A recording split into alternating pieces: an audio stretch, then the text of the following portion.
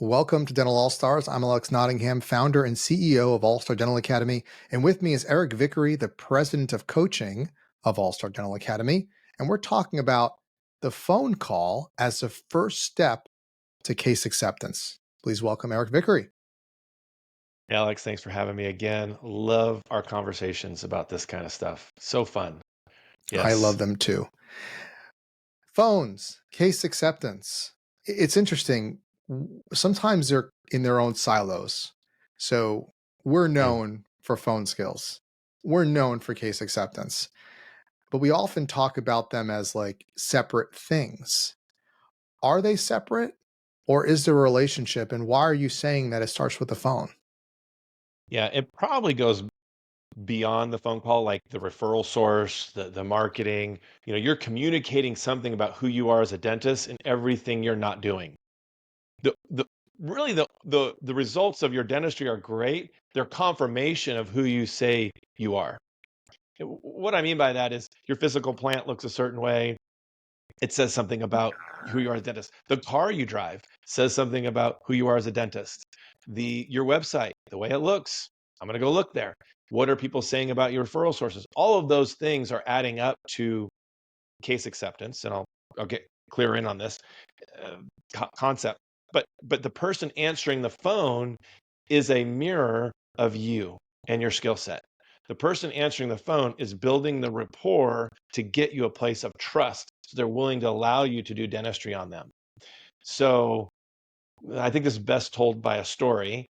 We had a client in Ohio who sent me a recording of his new admin team member of a new patient phone call, and he just said, "We need training." He said he wasn't blaming her or anything like that. There was no criticism. She's new. And it was a 45-second new patient phone call. Now, this office focused in on implant supported dentures of some sort. And you can imagine a 45-second new patient phone call probably doesn't go very long. So I looked at it 45 seconds. I pushed play and listened to it really quickly. It's like, I can listen to this right now. And great job answering the phone. Thank you for calling. This is Eric, doctor's office. How may I help you? And the person on the other end said, "Oh, hi, my name is so and so. I was looking on your website and I see you guys do those implants that are permanent." I don't think she knew what to call them. And she said, "With implants, I have 20-year-old dentures that don't fit at all. They're moving all around. I'm so sick and tired of them. I have Blue Cross Blue Shield and I'm wondering, where do I go from here?" And our poor team member said, "Oh, I'm so sorry. We don't work with them." "Okay, thanks. Bye." And that was the end of the phone call. Now, nationally, our marketing partners will tell us 22% conversion rate on new patient phone calls. Only 22% of new patient phone calls are being converted. Now, that includes calls during lunch, that includes calls after hours, all of that.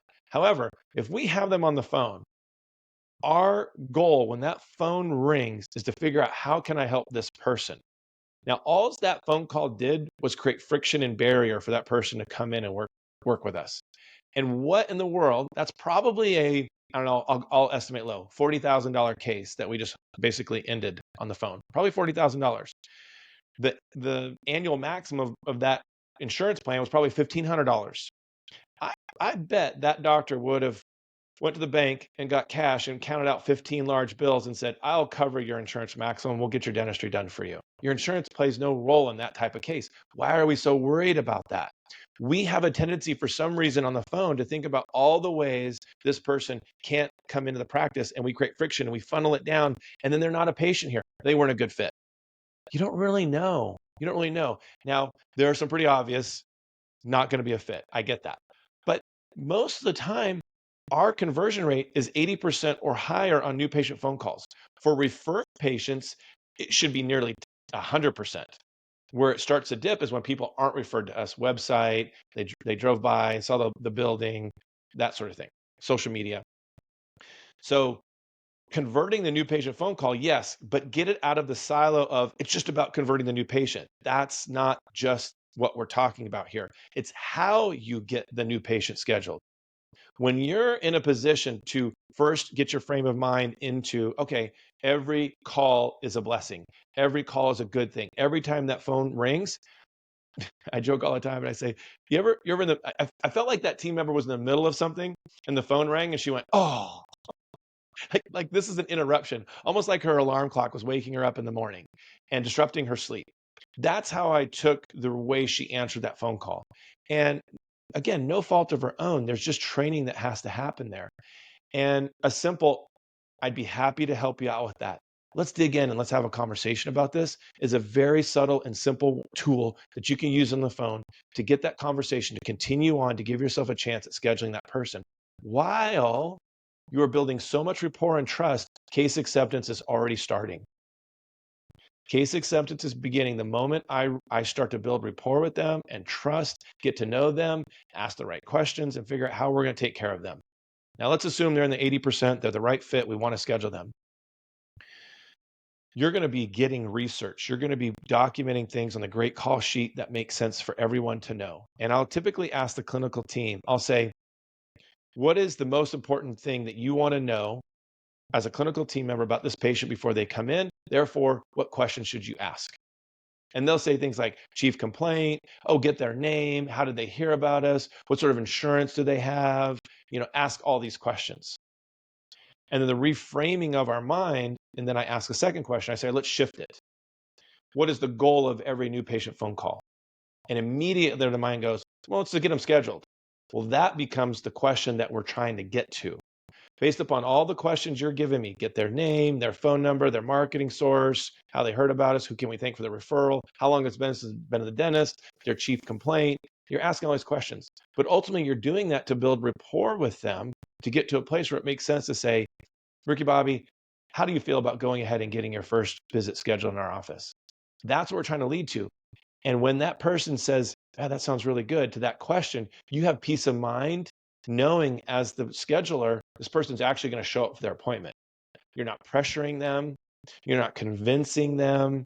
You're not quickly going, yeah, come on in, we'll get you in tomorrow at 2. And just trying to get off the phone as quick as possible. So because of that, I'll ask the team, I'll say, well, how long should a new patient phone call take then? And they think for a moment, and say, oh, however long it takes for that person. How do I build rapport with different people? With you, your personality style, I could build rapport really quickly with you. If you were the patient, it'd be much quicker.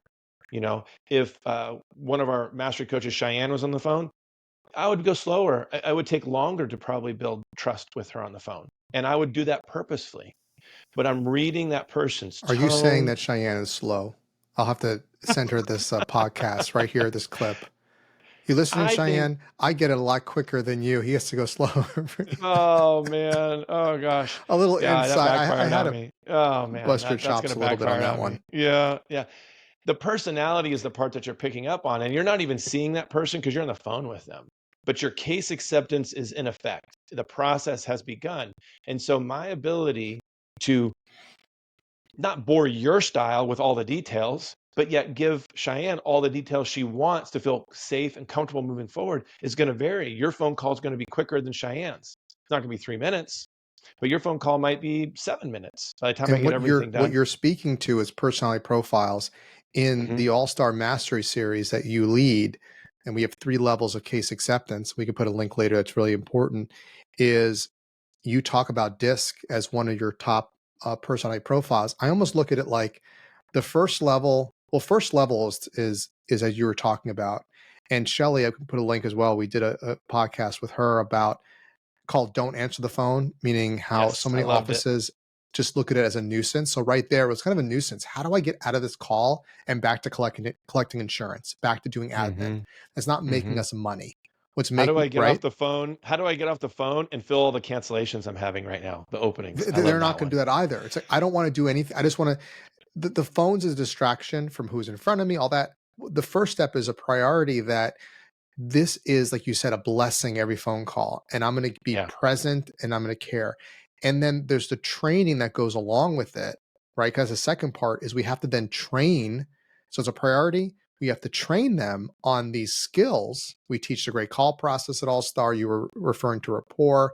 And then the advanced step, which is mastery, is can you do all that while understanding who you are and who they are? Emotional intelligence, EQ, where you can adapt to who you are. That's the advanced, so we call it mastery because you got to get the first 2 first. It's important, it's a priority. I train. That's what our all-star training program does. And then third is now we have to add coaching and disc to it to make it really alive. So, because we see this is very important. Let me put this out here. I always got to remind this because I talk about this in our webinars. The cost of not converting a phone call. The average, and this is before before inflation. The ADA, I haven't seen the new numbers, but the average first year value of patient is $642. The average office will miss 50 to 80 calls they won't convert. But let's say they just not convert one per day. There's one you just said. That was $40,000 case. But let's just say that was only $642. If we do 16 working days a month times the 642, you're at $10,000 a month missed opportunity. That's $120,000 a year. If that's a lifetime value of a patient of 10 years, that's $1.2 million of lifetime revenue gone. And then let's play lastly. If you invested that $1 million in the S&P 500 in 20 years, it's $5 million. So you just lost $5 million by not valuing this as important, the phone, which I just told you why it's important. And second, not training your team. Go ahead. Right. That's right. Well, we do this same conversion with an endodontist, and the numbers are staggering. I did this with an endo practice because they gave me their numbers on how many calls they were not converting. It was 80,000 a month is what that number converted to. Because the root canal, the price is pretty straightforward. The price of a patient is pretty straightforward. So the numbers go up from 642. That is very conservative. About 1 crown, more And I'm is going to be talking more than about that. one missed opportunity a Yeah. working day with a Yeah. busy office. And so it's important we know these numbers because we're saying, oh, it's so nice to train. Hmm. But until we quantify, that's what I love about all-star coaching is one of the key tenets of the 2 calls a month. It's all we do. One of them is KPIs. We got to know what the numbers are saying. We can talk all we want, but if we don't see the pain quantitatively, what it's costing us and how we can improve it. We were talking about this in our last call that we did, and in our coaching calls, we keep repeating it over and over again. We are about at our coaching program self-funding 2 things: affordable, sustainable coaching that is self-funds and pays for itself. Oh, I like that. We should write that down. Affordable, sustainable coaching that pay, because our clients stay with us. You had one that you celebrated 20 years. They don't leave because coaching pays for itself, and not just that it pays for itself. That's a big one. The other part is if you do too much work, too many calls, we're busy. You can't stick to that. Even if it was making you a ton more money, if it was even if it is self-funding, you have to go work. You want to live your life. You want the minimum dose that can give you the maximum benefit. And that's the point of coaching. So it's all these little, as we change these maneuvers, or you're saying, how do we improve case acceptance? All these things we talked about, phone skills, making this important, coaching, mastery training, the events that you do, you start turning these dials little by little, they improve. That's right. So, and think about it this way: people who don't go to the gym for a year, then they go work out for 2 weeks, are so sore they can't move, and they don't see the immediate results they want, and they quit. It's about just, a very even keel workout constantly. It's true. So to go back to that phone call and to say, all right, this is case acceptance. When what doesn't happen oftentimes, if you think about, we're creating a perception, your clinical skills are a 10, but your communication skills are a 5. Your patient perceives your clinical skills as a 5. It's very simple. So we're trying to move that phone skill up to a 10. And here's what happens. Oftentimes, early on, training, admin team members, doing the great call sheet, and then nobody clinically is paying attention to what they're doing. And they're like, well, why would I bother doing this anymore? And then it goes away. And then we lose it. So that information has to be then passed on to the clinical team at the morning huddle.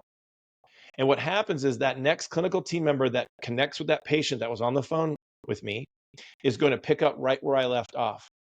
We are never going to say, so Alex, what brings you in today as a clinical team member when you meet that new patient? That is a complete deflator. You're now starting back to ground zero because that patient's thinking, well, I just told that person on the phone everything they need to know about me, and I filled out all the paperwork you wanted.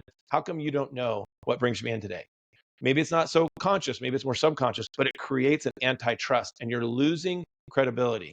So when Yep. you do the great call process and you follow through, that person should grab that patient and say, Hi, Alex. I see you talked to Eric on the phone. He told me that one, two, three, four little things that you guys talked about on the phone. And now all of a sudden, credibility increases. And I'm now communicating to my patient, Alex, that my dentist is phenomenal.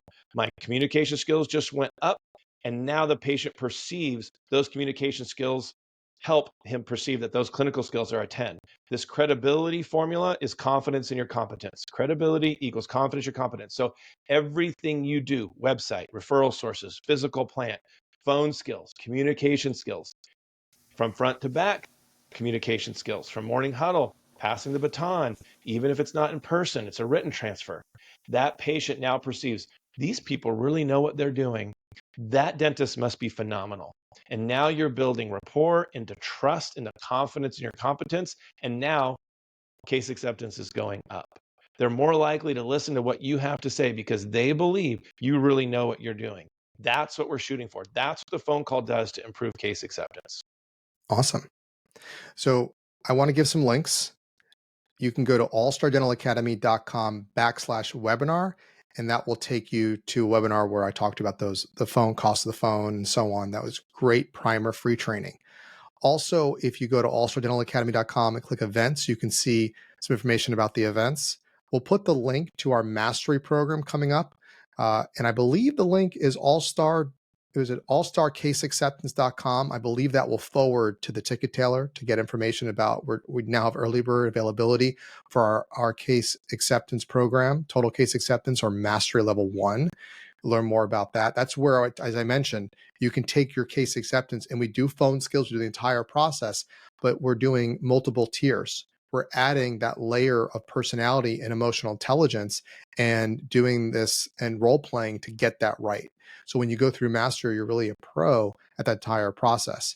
And then, as Eric said, when you're done with mastery, no, you're still role playing, you're coaching, you're doing the online training. This is something that I think most importantly for those that are listening, to be successful in business and a leader is to constantly CANI, which is an acronym from Tony Robbins, continuous and never ending improvement. You are always improving. You are always training little by little, as Eric said, is a huge improvement, a huge difference. Even listening to this podcast is a way to get that little jolt as we go along. So continuously train. I did a podcast. It's coming out soon in a few weeks. It'll be so Eric's on Mondays. I'm on Fridays. Wednesdays is our hangout bunch of guests, and we have our president on. And I'm going to come out with in a few weeks one on consistency over intensity. James Clear, Atomic Habits. It's more important that you're consistent. That's the measure of success than intensity. So we can go, I'm going to just do one event, that's it, or I'm going to just trade really hard for 1 month, and then stop. Or when is this, you mentioned before, when is training done? Never done. It's consistency over intensity. The tortoise versus the hare. That's success. So Yeah, Eric, thank you so absolutely. much for being Yes. on the call, on seeing how phone skills lead one of the first steps towards case acceptance. Remember to follow us on Apple Podcasts, Spotify, YouTube, and get the episodes as they are released. Share with your friends. Until next time, go out there and be an all-star.